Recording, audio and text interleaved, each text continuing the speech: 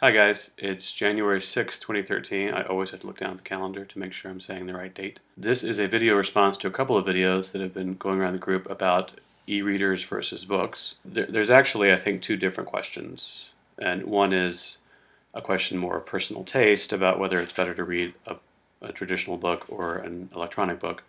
And the other is a broader question about whether electronic reading as a phenomenon is good or bad for our society, or whether it's something we should encourage or oppose.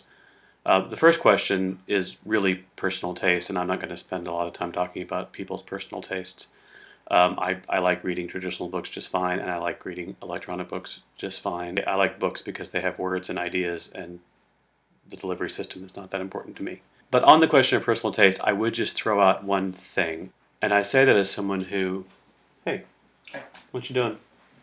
You don't know. All right.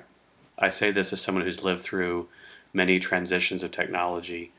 There is a tendency, I think, to romanticize and fetishize certain physical aspects of an experience that turn out not to be that essential. I still have friends who mourn the loss of vinyl and feel like vinyl was a much better format.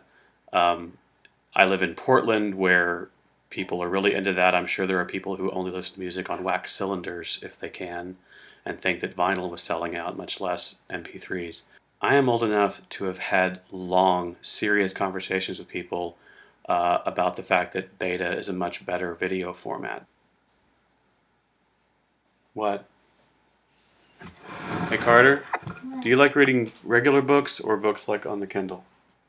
Which is better? The Kindle? Why?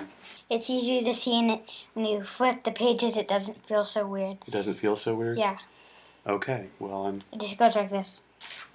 that actually surprised me. I wasn't even expecting him to say that, but it does kind of demonstrate what I'm talking about, which is that for my son, when he grows up, he's going to associate touching a screen with reading, and it's going to be a pleasant memory and a pleasant association for him, in much the same way that the physical aspects of reading are pleasant associations for us. But the second question, the broader question, is whether ebooks are a good thing for society, and there I'm just an unqualified yes. I absolutely think anything that expands the availability of ideas, of information, of perspectives, of stories is absolutely good. And not just because it increases the quantity of information available, but because I think ideas become qualitatively better when they're more connected. I think ultimately our kids and their kids are going to look back on a time when there was a fixed set of books published by a relatively small group of companies each year,